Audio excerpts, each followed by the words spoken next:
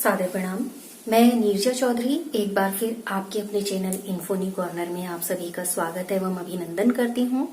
आज का जो हमारा टॉपिक रहेगा, जो हम क्लासिफिकेशन पढ़ रहे थे, मोनेरा किंगडम पढ़ा हमने, प्रोटिस्टा किंगडम पढ़ा हमने और फंजाई किंगडम पढ़ा। अब उसी से रिलेटेड बहुत छोटा सा टॉपिक बचता है, जिसमें वी टेकर ने जब 5 किंगडम में क्लासिफाइड किया था, तो इन छोटे से टॉपिक को जो आज हम लेने वाले हैं उसमें इनका क्लासिफिकेशन कहीं नहीं किया। यानी कि लाइकेन हो गए, विरोइड्स हो गए और वायरस हो गए।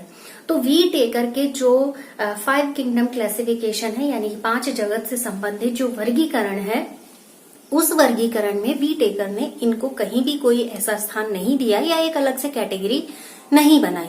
तो यही छोटे से टॉपिक हैं जो आज हम डिस्कस करने वाले हैं। सबसे पहले हम बात करेंगे इसमें वायरस की। हालांकि वायरस अगर आज के संदर्भ में बात कहूं तो भी आपके लिए कोई नया शब्द नहीं है, और अगर इससे पहले की बात करें तो भी इसके लिए ये आपके लिए कोई नया शब्द नहीं है, क्योंकि आजकल जो हमारी दिनचर्या पर प्रभाव पड़ा है, हम जान रहे हैं एक वायरस की वजह से ही हमारी पूरी की पूरी जो शेड्यूल है, जो पूरा का पूरा हमारा रूटीन है, वो चेंज हो गया है, हमारा लाइफस्टाइल चेंज हो गया है। तो एक छोटा सा वायरस इतना ज्यादा खतरनाक हो सकता है। वायरस देखिए क्या है, जैसे बैक्टीरिया है, बैक्टीरिया से भी छोटे होते हैं। अब वी टेकर ने इनको क्या किया, कोई स्थान तो दिया नहीं था। अब वायरस के साथ दूसरी चीज ये है कि जब ये किसी सेल के अंदर एंटर करते हैं तो ये उस सेल को, यानी कि होस्ट सेल को एक मीडियम के तरीके से इस्तेमाल करते हैं और अपने रिप्रोडक्शन को स्टार्ट कर देते हैं या मल्टीप्लिकेशन को स्टार्ट कर देते हैं, और ये वहां सेल के अंदर ही वहां पर मल्टीपल होने लगते हैं। ठीक है। अब जब ये सेल से बाहर आते हैं, ऐसा तो है नहीं कि सेल में ही रहेंगे। सेल को जब बॉडी के अंदर जाते हैं, हम जानते हैं इन्फेक्शन भी फैलता ही है, और इस इन्फेक्शन के संदर्भ में ज्यादा डिटेल अगर मैं करूं तो ऐसा होगा जैसे आप कुछ जानते ही नहीं है, क्योंकि आजकल ये कोरोना जो चल रहा है, खांसी हो गया है, जुकाम हो गया है, बुखार हो गया है, या अन्य जो भी सिम्टम है, सरदर्द, जो भी XYZ सिम्टम है, वो इस वायरस की वजह से है। तो जब बॉडी में ये एंटर करता है तो इन्फेक्शन करना शुरू कर देता है, यानी कि संक्रमण करना शुरू कर देता है। लेकिन जब ये सेल से बाहर होता है, उस समय ये रवे वाली फॉर्म में, यानी कि क्रिस्टल फॉर्म में होता है। उस समय ये कैसा होता है, क्रिस्टल फॉर्म में होता है, यानी कि रवेदार या दानेदार जिसको हम कहेंगे, उस तरीके का होता है। तो वायरस का इतने कैरेक्टर अलग होने के बावजूद भी अलग से कोई वर्गीकरण यहाँ पर नहीं किया गया था। तो यहाँ पर वायरस का अगर मीनिंग की बात करें, वायरस का एक मीन होता है एक्चुअल में विषैला या पॉइजनस या विष, कुछ भी आप इसका मीनिंग लगा सकते हैं, यानी कि विषैला भी हो सकता है, पॉइजनस भी हो सकता है, या इसको हम विष भी कह सकते हैं। सबसे पहले बात करेंगे इवानोवस्की की। नाम ध्यान में रखेंगे आप, जो मैं लिखती जा रही हूँ, इवानोवस्की। इवानोवस्की जो थे, यानी कि पास्टर DJ इवानोवस्की थे, इन्होंने TM यानी कि तंबाकू में मोजेक को सबसे पहले देखा था, यानी कि एक मोजेक रोग होता है तंबाकू की पत्तियों में। तो उन्होंने उस चीज को पहचानने की कोशिश की और ये जानने की कोशिश की कि तंबाकू की पत्तियों में ये कौन सा रोग होता है या किसकी वजह से ये रोग होता है। तो उन्होंने वहां से क्या किया, जो भी इन्फेक्शियस पत्तियां थी उनको वहां से कलेक्ट किया। यानी कि अब मोजेक रोग हो गया, तंबाकू में बहुत कॉमन होता है, जब तंबाकू की लोग खेती करते हैं तो उसमें ये रोग हो जाता है। अब यहाँ पर क्या हुआ, उन्होंने वो जो भी सैंपल था वो कलेक्ट किया। कलेक्ट करने के बाद उन्होंने इसको क्या किया कि जैसे बैक्टीरिया प्रूफ फिल्टर से उसे फिल्टर किया, तो लेकिन ये बैक्टीरिया प्रूफ फिल्टर से नीचे निकल गए। तो उन्होंने ये निष्कर्ष निकाला कि ये कोई ऐसी यूनिट है जो यहाँ पर प्रभावित कर रही है, वो बैक्टीरिया से भी ज्यादा छोटी है, यानी कि जो जीवाणु होते हैं उनसे भी ज्यादा छोटी है। तो उन्होंने उसको नाम दिया था, और तभी ये जाना जाता है TMV, यानी कि जो वायरस तंबाकू की पत्तियों में या तंबाकू में रोग का कारण है, जो मोजेक रोग का कारण है, तो उसको कहा जाता है TMV, टैबेको मोजेक वायरस। ठीक हो गया। अब इसके बाद क्या हुआ, हम जानते हैं साइंस की एक स्पेशलिटी है, जब कोई काम शुरू किया जाता है तो अगले साइंटिस्ट के लिए वो एक स्टेप बन जाता है और वो ये प्रयास करता है कि इस स्टेप से अगला स्टेप उसका हो, यानी कि एक बेस से आगे वो कोई नई चीज खोजे। जब ये सारी चीजें आगे चली रही थी तो उसी समय बेजेरिनेक थे। कौन थे? बेजेरिनेक। इनके 6 साल के बाद की बात है, यानी कि 1898 की बात है, जब बेजेरिनेक ने जो तंबाकू के पत्तियों का जो भी रस तैयार किया, जो भी टीएमबी से रिलेटेड थी, तो जितने इन्फेक्शियस तंबाकू के पौधे थे उनका एक रस बनाया और उसको क्या किया, जितने हेल्दी तंबाकू के प्लांट्स थे उन पर उनको स्प्रेड आउट कर दिया, यानी कि उस पर उनको छिड़क दिया। उन्होंने इस रस को कंटेजियम वाइनम फ्लूइडम कहा, यानी कि एक ऐसा लिक्विड कहा जो कि कंटीजियस हो सकता था, जो कि इन्फेक्शन फैला सकता था, तो उन्होंने उसको वहां पर यही नाम दिया कि कंटेजियम वाइनम फ्लूइड।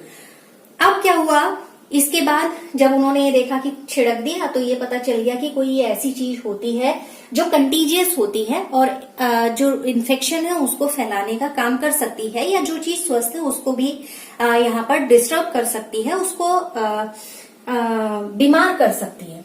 फिर बात आगे आती है स्टैनले की, WM स्टैनले। ठीक है, यहां से एक लंबा सा जो टाइम गैप गया, उसके बाद स्टैनले का जिक्र आता है यहाँ पर। ये बात है 1935 की।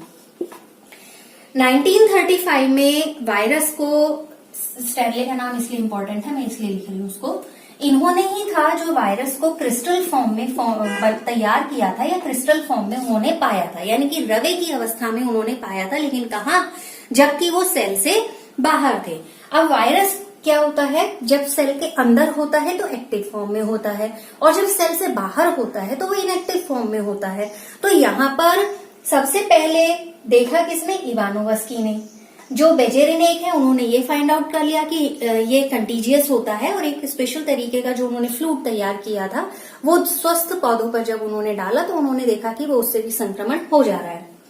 फिर बात आती है स्टैनले की। स्टैनले ने क्या किया, वायरस में जब कैरेक्टर देखा कि एक इनएक्टिव फॉर्म में है और दूसरी जो सेल के अंदर एंटर होता है तो वो एक्टिव फॉर्म में आ जाता है और जीवन संबंधी सभी क्रियाएं करने लगता है, तो उन्होंने उसको क्या किया था, रवे की अवस्था में प्राप्त किया था, यानी कि उसके क्रिस्टल प्राप्त किए थे।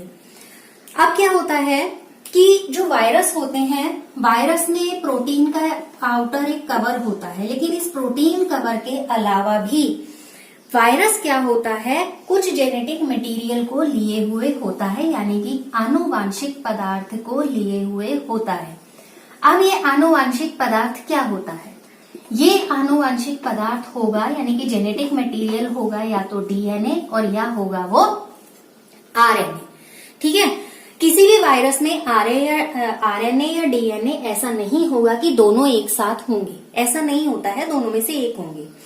फिर वायरस में न्यूक्लियोप्रोटीन और यहाँ पर जो भी जेनेटिक मटेरियल है वो कैसे होते हैं, कंटीजियस होते हैं, क्योंकि वायरस है भैया, ये तो संक्रमण कर देगा। इसके बाद बात आती है कि जितने भी प्लांट वायरस होते हैं, ठीक है, अलग अलग 2 तरीके के होते हैं। कुछ ऐसे वायरस होते हैं जो एनिमल में प्रभाव डालते हैं और कुछ ऐसे होते हैं जो प्लांट्स में प्रभाव डालते हैं। ठीक है, तो यहाँ पर जो एनिमल और प्लांट वायरस की हम बात करें तो प्लांट वायरस जो होते हैं उनमें एक लड़ी वाला आरएनए या डीएनए होता है, और ऐसे ही बैक्टीरियल वायरस या जिन्हें हम बैक्टीरियोफेज कहते हैं, बैक्टीरियोफेज एक्चुअली वैसी अवस्था होती है जिसमें जो हेड होता है वो हेक्सागोनल होता है, नेक होता है और लेग होते हैं, जिसकी वजह से वो क्या करता है, होस्ट सेल पर चिपक जाता है, और एक जो बीच वाला नेक वाला है जो हिस्सा होता है वो ऐसे जस्ट पंप करता है और जितना जेनेटिक मटेरियल होता है वो उस होस्ट सेल में एंटर कर देता है और उसके लिए वो कंटीजियस हो जाता है, यानी कि वहां पर वो इन्फेक्शन करने का काम कर देता है, उसे संक्रमण फैलाने का काम करता है। जीवाणु भोजी यानी कि बैक्टीरियोफेज वो होते हैं जो बैक्टीरिया को डाइजेस्ट कर लेते हैं या बैक्टीरिया को जो खा लेते हैं। यहाँ पर हमने कहा कि ऊपर की तरफ क्या होता है, एक प्रोटीन की कवरिंग भी होती है, यानी कि या प्रोटीन के अलावा हम कहें जेनेटिक मटेरियल भी होता है। तो यहाँ पर जनरली जो बैक्टीरियोफेज हैं उनमें डबल लेयर वाले डीएनए वायरस होते हैं और प्रोटीन का जो कवर होता है उसको बोला जाता है कैप्सिड। उसको क्या बोला जाता है? कैप्सिड। प्रोटीन का जो कवर दिखाई दे रहा है वो होता है कैप्सिड। इसके बाद अगर सिंगुलर फॉर्म में या छोटे छोटे उसमें कहेंगे तो कैप्सोमियर कह देंगे उसे। और कैप्सिड न्यूक्लिक एसिड को क्या करेगा? सुरक्षित रखने का काम करता है। तो कई बार प्रश्न पूछा जाता है कैप्सिड का क्या काम होता है? कैप्सिड का काम होता है वायरस में न्यूक्लिक एसिड को सुरक्षित रखना, यानी कि उसका प्रोटेक्शन करना। पौधों में जैसे रोगों की अगर हम बात करें, जैसे पत्तियों का मुड़ना है या उनका सिकुड़ना है या पीला होना है या फिर मोजेक बनना है, तो ये सारे के सारे रोग किसकी वजह से होते हैं? प्लांट में होते हैं, वायरस की वजह से। और मनुष्य में आजकल जो आप कोरोना का नाम सुन रहे हैं और एड्स हो गया, बहुत सारे ऐसे रोग हैं जो मनुष्य में भी वायरस की वजह से होते हैं। ठीक है, तो ये तो था, जैसे इसी में हर्पीज भी हो गया, इन्फ्लुएंजा हो गया या चेचक हो गया, ये सारे के सारे रोग ऐसे हैं जो मनुष्य में वायरस की वजह से होते हैं। और ऐसे पौधों में जो हमने बोला, जैसे पत्तियों का मुड़ना हो गया, सिकुड़ना हो गया, मोजेक बनना हो गया, तो ये सारे भी जो प्लांट में है वो वायरस की वजह से होते हैं। तो ये तो था टॉपिक वायरस का। इसके बाद बात आती है विरोइड्स क्या होते हैं। विरोइड्स जो होते हैं, डायनर ने सबसे पहला एक संक्रामक फैक्टर खोजा था। जो विरोइड्स होते हैं, जैसे अभी हमने कहा कि जो वायरस है वो बैक्टीरिया से छोटे हैं, विरोइड्स वायरस से भी छोटे हैं। तो यहां पर देखिए विरोइड्स की बात करते हैं।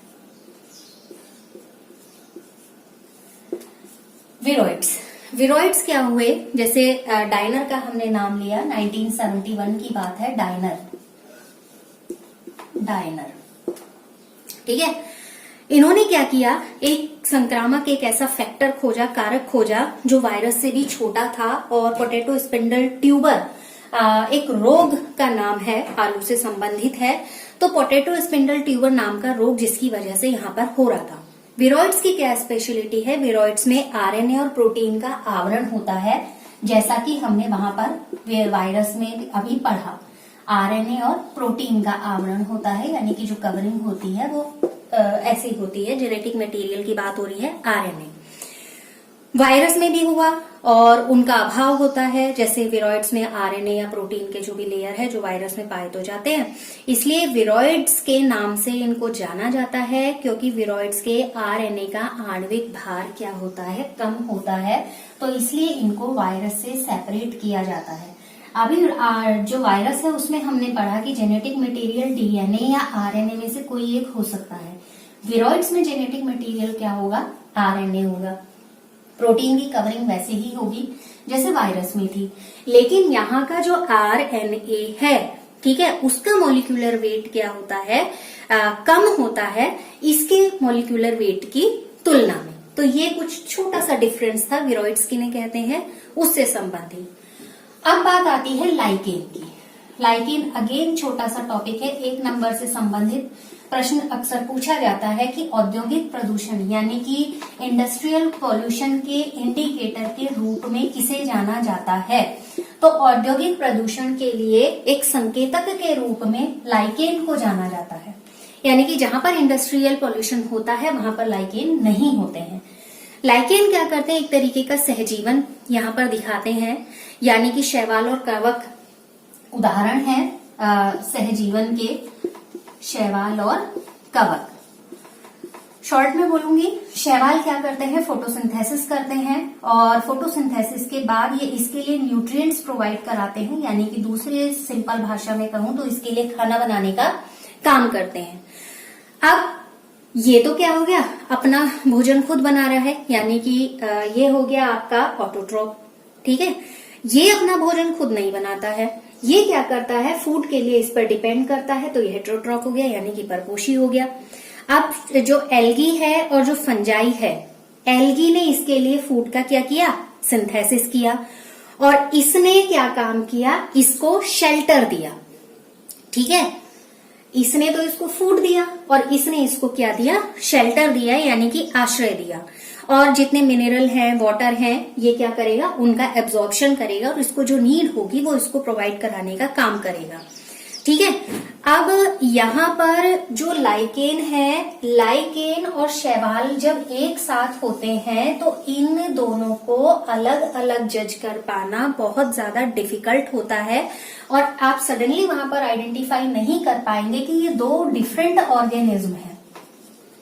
ठीक है, तो ये उदाहरण आप ध्यान में रखेंगे, इनमें सहजीवन का जो उदाहरण है आप उसको ध्यान में रखेंगे। और दूसरी महत्वपूर्ण चीज, जितना भी इंडस्ट्रियल पॉल्यूशन एरिया होता है, यदि इंडस्ट्रियल पॉल्यूशन किसी एरिया में है तो वहां पर लाइकेन नहीं होते हैं, इसलिए इन्हें एज ए इंडिकेटर कहा जाता है इंडस्ट्रियल पॉल्यूशन का, या पॉल्यूशन इंडिकेटर सामान्य भाषा की मैं बात करूं तो कई बार अगर इंडस्ट्रियल पॉल्यूशन नहीं भी लिखा आएगा, सिर्फ पॉल्यूशन लिखा आएगा, तब भी उसका आंसर आपका क्या होगा, लाइकेन होगा। तो फिलहाल इस वाले सेशन में हम इतनी ही बात करने वाले हैं और नेक्स्ट सेशन में जल्दी मिलेंगे नेक्स्ट टॉपिक के साथ। इसके रिलेटेड इंपॉर्टेंट क्वेश्चंस अगर अक्सर पूछे जाते हैं एग्जाम्स में, अलग अलग एग्जाम्स से रिलेटेड हैं, तो फिलहाल लगातार साथ बने रहने के लिए और आप सभी का बहुत बहुत धन्यवाद।